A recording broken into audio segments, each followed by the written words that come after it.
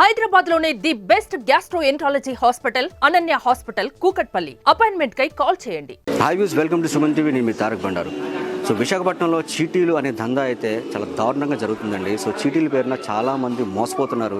So డబ్బులు కాసపడి ప్రతి ఒక్కరు కూడా చీటీలు కట్టడం వల్ల సో వాళ్ళ ప్రాణాలు కూడా కోల్పోయే పరిస్థితి అయితే ఈరోజు ఇక్కడికి వచ్చిందండి. సో విశాఖపట్నంలో సుగుణ అనే ఒక ఆవిడ వేరే వాళ్ళ దగ్గర లక్షల రూపాయలు చీటీలు వేయడమే కాకుండా ఆవిడ డబ్బులు ఆవిడకి ఇమ్మంటే వాళ్ళు తిరిగి ఆవిడని బెదిరించడం, వేధించడం వల్ల ఆవిడైతే డైరెక్ట్గా వాళ్ళ ఇంటికి వెళ్ళే, అంటే ఎక్కడైతే ఆవిడ చీటీలు కట్టారో వాళ్ళ ఇంటికి వెళ్ళి ఆవిడ ఆత్మహత్య చేసుకుందని చెప్పేసి ప్రతి ఒక్కరు కూడా అంటూనే ఉన్నారు. అసలు అంత అవసరం ఏమొచ్చింది?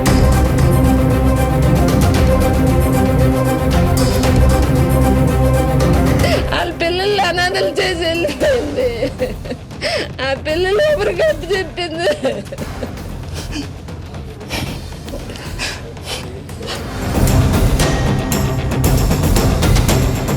చెప్పండి బాబు, అసలు ఆ రోజు ఏం జరిగింది? ఆవిడ అంత అఘాయిత్యానికి పాల్పడడానికి కారణం ఏంటి? అసలు మీరు ఏమవుతారు? సార్, నేను సుగుణాకి తమ్ముడిని అండి. ఓకే, తమ్ముడిని. నాకు రాత్రి 9 గంటలకు మా మాయ ఫోన్ చేసి అక్క రాలేదు, ఇక్కడ చీటీ డబ్బుల గురించి ఒక ఆవిడ వచ్చి ఇలా గొడవ పెట్టిందండి. ఆవిడ పేరు ఉమ్మడి ధనలక్ష్మి. ఆవిడ అల్లిపురం భారత్ పెట్రోల్ బంక్ ఎన్టీఆర్ విగ్రహం దగ్గర అండి వాళ్ళ ఇల్లు. ఆవిడకి నాకు పరిచయం లేదు. 2 సార్లు వాళ్ళ ఇంటి దగ్గర నేను చూశాను ఆవిడని, అదే చూడడం అంతే. రాలేదంటే 9 గంటలకి నేను 9:30కి షాప్ కట్టేసి ఇంటికి వచ్చాను.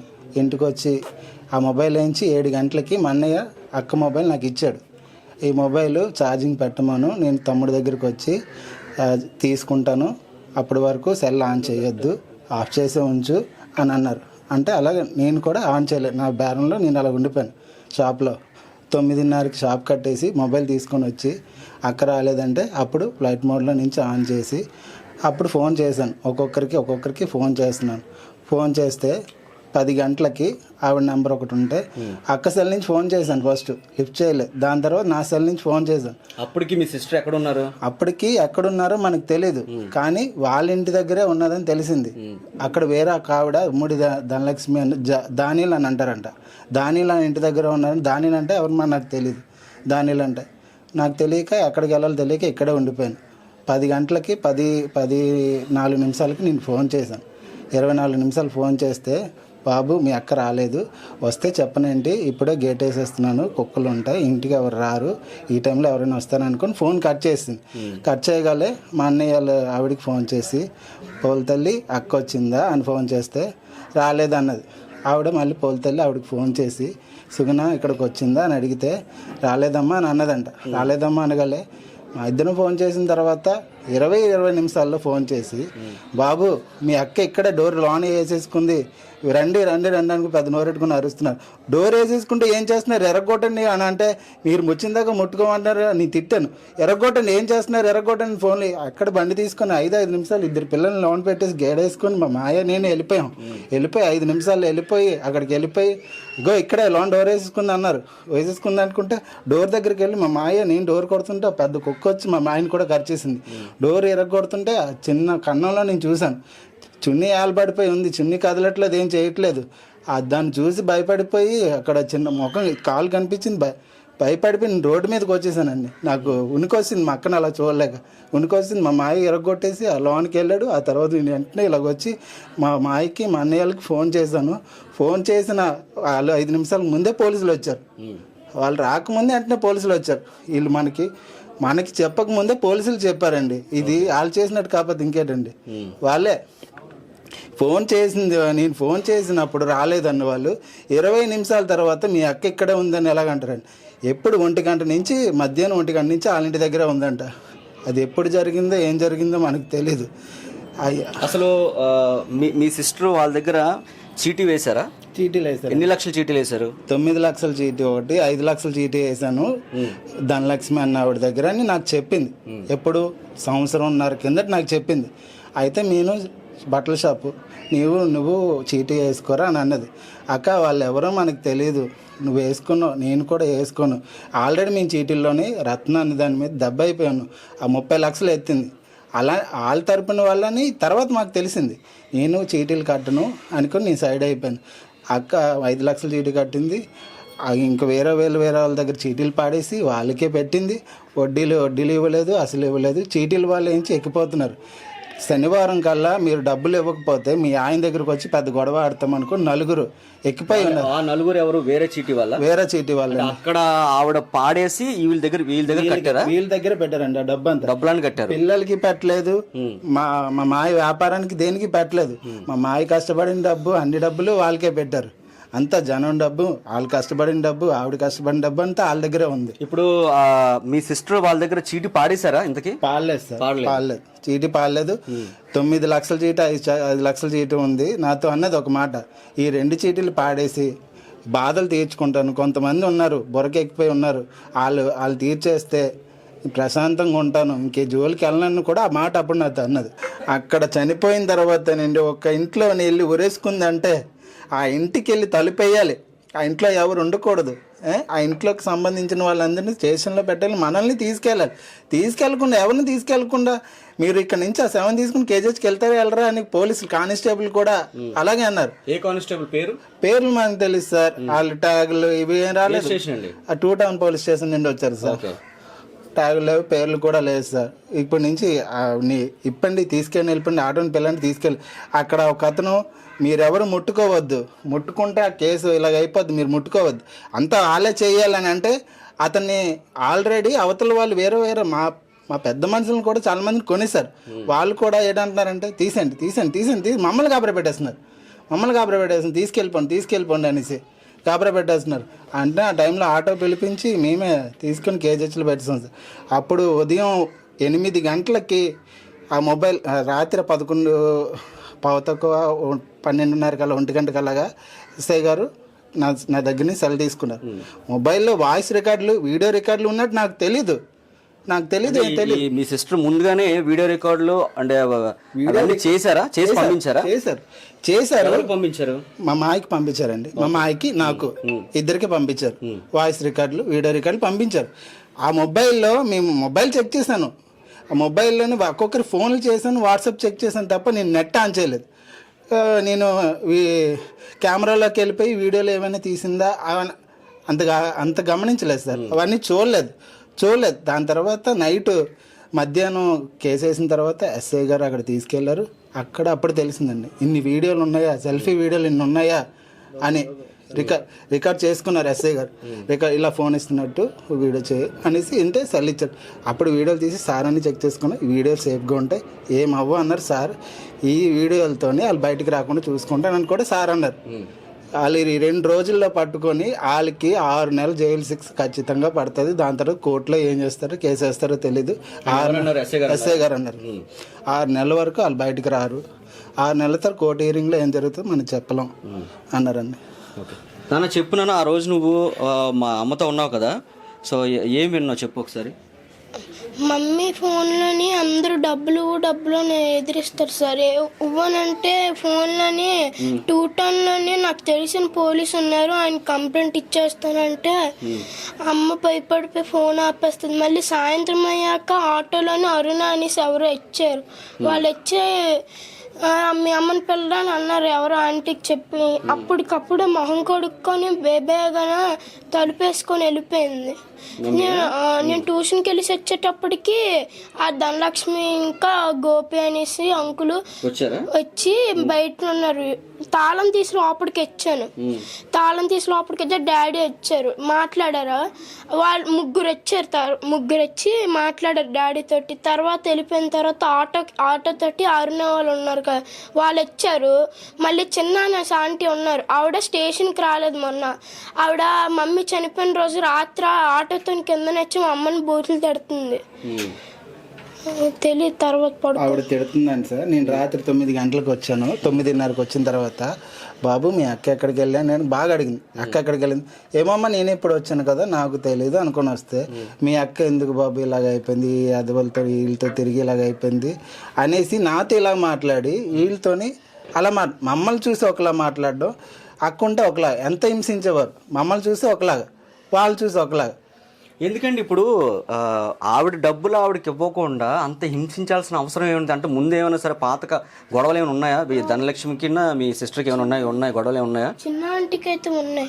ఏమున్నాయి నాన్న? చిన్న ఆంటీ అప్పుడు ఎప్పుడు ప్రతిరోజు ఇంటికి వచ్చి అమ్మతో బూతులు ఆడుకుని వెళ్ళేవారు. ఏరియా వాళ్ళు కూడా చూసేవారు.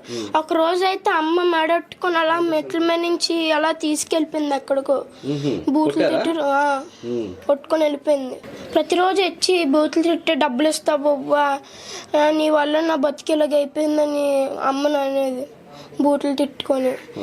తర్వాత ఈసారి ఫోన్లోని పద్మ ఆంటీ అనేసి ప్రతిరోజు ఈ ఒక నెల నుంచి అలా ఫోన్ చేస్తుంది. వాళ్ళు ఇంకా వాళ్ళ కూతురు కలిపి ఫోన్లో అమ్మని బూతులు తిట్టడం నెల నుంచి అలా కంటిన్యూస్ నైట్ టైం. తర్వాత ఇప్పుడు ధనలక్ష్మి అంటే మొన్న ఇలాగ అయ్యింది. ఆవిడ వచ్చి ఏమని చెప్పారు? ధనలక్ష్మి అంటే వచ్చి డాడీకి చీట్ల గురించి అవన్నీ చెప్పారు అంతే. డాడీ ముందు ఇలా ఉంటున్నారు కానీ డాడీ లేకుండా ఉంటే పెద్ద పెద్ద గొంతులు వేసుకొని అమ్మని తిట్టేసేవారు. ధనలక్ష్మి అన్న ఆవిడతో ఫోన్లో మాట్లాడుతూ అమ్మేట అన్నది, ఈరోజు నేను డబ్బులు ఇస్తే కానీ నేను ఇవ్వకపోతే మీ ఇంటి దగ్గర నువ్వు డబ్బులు ఈ రోజు కానీ ఇవ్వకపోతే మీ ఆయన దగ్గరికి వచ్చి మొత్తం జరిగిందంతా చెప్పేస్తాను అని భయపెట్టించింది మమ్మీని. ఎవరు? ధనలక్ష్మి ఆవిడ డబ్బులు కానీ అమ్మేమన్నది అంతేనా? అమ్మ ఇస్తాను ఉండు, నువ్వు కానీ చెప్తే మీ ఇంట్లో ఊరేసుకొని చచ్చిపోతాను అన్నది. తను సాయంత్రం అరుణ ఆంటీ వాళ్ళు వచ్చారు. అప్పుడు మొహం కడుక్కొని బేబేగా వెళ్ళిపోయింది డోర్ వేసుకొని. అప్పటి నుంచి ఇంటికి రాలేదు అసలు. అమ్మ నన్ను ఇన్ని మంది వచ్చి అడుగుతున్నారు. ఈ బాధలు కొద్ది చూడమ్మా, మనకి ఎప్పుడు కష్టమని చెప్పుకోలేదు. వాళ్ళ వల్ల ముందే దెబ్బ అయిపోయి ఉన్నాము. ఇలా చెప్తే మా అమ్మ ఏమని తడిచిపోతుంది, ఇంకేమైపోతుంది అని చెప్పలేదు బాబా నాకు. సో ఇక్కడైతే సుగుణ గారు హస్బెండ్ ఉన్నారండి. ఒకసారి ఆయన మాటల ద్వారా ఒకసారి మనం కూడా తెలుసుకుందాం. వాళ్ళైతే డ్రామా ఆడుతున్నారు సార్. ఇక్కడ మా ఇంటికి 8 గంటలకు వచ్చి 8:30కు వచ్చి నాతో ఒక అరగంట సేపు మాట్లాడి నన్ను బెదిరించి సీట్ డబ్బులు కట్టిపోతే మర్యాద ఉండదని చెప్పి, అంతకుముందు ఏ జరిగే తెలియదండి. ఎవరు మిమ్మల్ని బెదిరించారు? అది ధనలక్ష్మి ఆవిడ, భరత్ అంటే ఎవరు? గోపి కదా నాన్న, భరత్ నాన్న, వాళ్ళ పెద్ద అబ్బాయి భరత్. సీట్ డబ్బులు కట్టాలి, కట్టకపోతే అవదు అని చెప్పారు. ఇప్పుడు మీ మిస్సెస్ వాళ్ళ దగ్గర చీటీ పాడలేదంట కదా, పాడకుండా చీటీ డబ్బులు కట్టండి అని ఎలా డిమాండ్ చేస్తున్నారు వాళ్ళు? వాళ్ళ దగ్గర ఉన్నాయంట కదా. పాడలేదని తను అంటుంది. వాళ్ళు వచ్చాము మీ ఆవిడే పాడేసింది 5 లక్షల చొప్పుల సీట్లు, 2 సీట్లు పాడేసింది. 2 సీట్లకి 5 నెలలు బ్యాలెన్స్ ఉంది, ఇంకా 2 నెలలు, ఈ 5 నెలలు పెండింగ్ ఉంది. ఈ 2 నెలల నుంచే కట్టలేదు, కిందటి నెల ఈ నెల కట్టలేదు. ఇది 6వ తారీఖు ఇవాళ కట్టాలి కదా, ఇంకా కట్టలేదు. ఇప్పటికి 2 నెలలు అయిపోయింది. నీ నెలక అవతల గలకి సీటు గలకి నేను ఎలా సమాధానం చెప్పాలి? నేనేం ఎక్కడి నుంచి వస్తుందో నేను కూడా ఇవ్వాలి కదా, నాకు పిల్లలు ఉన్నారు కదా అని సమాధానం చెప్పింది. సరే, ఇది నష్టం ఇష్టం, ఇది నిజం అబద్ధం నాకు తెలియదు. మా ఆవిడ వచ్చాక మీకు చెప్తాను ఫోన్ చేసి అని పంపిస్తాను సార్. అప్పటికే వాళ్ళకు నా నెంబర్ కూడా తీసుకోకనే వెళ్ళారు. మరి ఎలా వచ్చిందా నా నెంబర్? వెళ్ళిపోయిన తర్వాత అదే మా అబ్బాయిని అడిగారట నెంబరు, నా నెంబర్ ఇచ్చారు. ఇస్తే వెళ్ళిన తర్వాత ఫోన్ చేసి మీ ఆవిడ వచ్చిందని అడుగు. వస్తే ఫోన్ చేస్తానమ్మా. ఎన్ని గంటలకు సుమారు ఆ టైంలో? ఏ టైంలో చేశారు ఆవిడ? 9:30 రాత్రి 9:30 ఫోన్ చేశారు. వస్తే ఫోన్ చేస్తామమ్మా అన్నారు. ఆ తర్వాత నేను తెలిసిన వాళ్ళందరికీ ఫోన్లు చేస్తున్నాను. ఫోన్ చేస్తే ఎవరు రాలేదు అని అన్నారు. మా అమ్మది ఫోన్ చేస్తే మా సెల్ నా దగ్గర ఉంది, అన్నయ్య పట్టుకొచ్చి ఇచ్చాడు సెల్ అని అన్నారు. అన్నయ్య ఇవ్వడం ఏంటంటే, లేదు అక్క ఫోన్ ఇస్తుందంట అన్నయ్యకి, అన్నయ్య నాకు ఇచ్చాడు సెల్, ఛార్జింగ్ పెట్టాడు అని చెప్పాడు. అయితే నువ్వు షాప్ కట్టేసి రారా, ఎప్పుడు రాలేదు, అంత పేచి పెడుతున్నారు వచ్చానని అంటే ఆవిడ షాప్ కట్టేసి వచ్చారు సార్.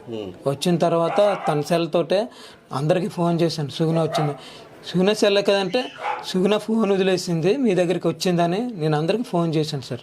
ఆవిడ ధనలక్ష్మి ఆవిడ మీకు ఏ టైంలో ఫోన్ చేసి మీ మిస్సెస్ ఎక్కడే ఉన్నారు అని చెప్పి మీకు చెప్పారు? కరెక్ట్ టైం చెప్పండి. కరెక్ట్ టైం అంటే చెప్పలేను సార్. 11:04 కట్నం అంటే 10 దాటాకే సార్ వచ్చి ఫోన్ చేసింది. మా బామ్మర్తో ఫస్ట్ మాట్లాడింది రాలేదని చెప్పింది. తర్వాత వెంటనే ఫోన్ చేశారు. ఫోన్ చేస్తే మేము ఒకటొకటిన ఇద్దరం బయలుదేరి వెళ్ళి తలుపు తన్నడం అయింది, మనిషిని దించడం అయింది తప్ప అంత మించేట్లు మా అన్నయ్యలకి మా తెలిసిన వాళ్ళ బంధువులకి అందరికీ ఫోన్ చేసుకున్నాను. ఫోన్ చేసి రండి ఇక్కడ ఉన్నదని. ఇలా జరిగింది సార్. చూసేటప్పటికి హ్యాంగ్ అయిపోయి ఉన్నది. సో ఇక్కడైతే సుగుణ గారు పెద్దమ్మ గారు ఉన్నారండి. ఒకసారి ఆవిడ మాటల ద్వారా ఒకసారి మనం తెలుసుకుందాం. అమ్మా చెప్పండి. 5 గంటలకు వచ్చి మా కూతుర్ని బెదిరించారండి బాబు. ఈదురు వాళ్ళందరూ చెప్పారు మాకు 5 గంటల లోపు డబ్బులు ఇవ్వకపోతే నిన్ను భూమి మీద సర్వసాధారణంగా ఉంచము అని నేను తిట్లు తిట్టి వెళ్ళిపోయారండి బాబు. వెళ్ళిపోయి వాటి మీద టెన్షన్ పెట్టేసుకొని పిల్లల మీద చిరాకు అయిపోయి తలుపుకి తాళం వేసుకొని వెళ్ళిపోయి మరి ఇంటికైతే రాలేదు. మా తమ్ముడి పిల్లలకి అన్యాయం చేసి మరి ఏం చేసిందో మా కూతురు దాచుకున్న డబ్బు, సంపాదించిన డబ్బు నా తమ్ముడు జట్టిలో ఉప్పేసి కష్టపడిన డబ్బు కూడా మా అమ్మ నిన్నగాక మనం చచ్చిపోయి 8 నెలలు 9 నెలలు అవుతుంది. మాకు ఇచ్చిన బంగారం కూడా వాళ్ళ దగ్గరే ఉంది బాబు. ఇదల్లా దోచుకొని మా కూతురికి బ్లాక్మెయిల్ చేసి మా కూతురు ప్రాణానికి హాని కలిగించినట్టుగా చేశారు. కాబట్టి మా పిల్లలకి న్యాయం చెయ్యాలి. నా తమ్ముడికి అన్యాయం జరిగిపోయింది, జీవితం అయితే లేదు. మా తమ్ముడికి బతుకు కూడా లేదు. మా తమ్ముడి కష్టమైంది కూడా వాళ్ళకి ఎట్టి వీళ్ళకి దిక్కినాక చేసిందో ముళ్ళ కచ్చలను తోచేసింది. మా కూతురికి జరిగినట్టుగా మా పేదవాళ్ళం బాబు, దానికి డబ్బు ఉంది. ఎన్నో కొన్ని మాటలు చేసి ఎన్నో చేసేసి డబ్బు కట్టి 8 మందికి నోరు ముంచేస్తుంది. మా కూతురికి జరిగినట్టుగా ఇంకిద్దరికి జరగకూడదు. వాళ్ళకి తగిలి చచ్చపడాలి. మా కూతురిని చంపిన వాళ్ళకి మట్టిగా భారీగా బయటికి రాకుండా చచ్చపడాలి. మా పిల్లలకి మా తమ్ముడికి న్యాయం చేయాలి. మాకు న్యాయం కావాలి. మా కూతుర్ని తీసుకెళ్లి వాళ్ళు చంపేసి ఆవిడంతటా ఆవిడ ఉరివేసుకుందని చెప్పేసి అక్కడైతే ఒక డ్రామా క్రియేట్ చేశారండి. సో ఇదైతే నిజం. సో ప్రతి ఒక్కరు కూడా స్పందించాలని చెప్పేసి ప్రతి ఒక్కరిని కూడా వీళ్ళైతే వేడుకుంటూనే ఉన్నారు.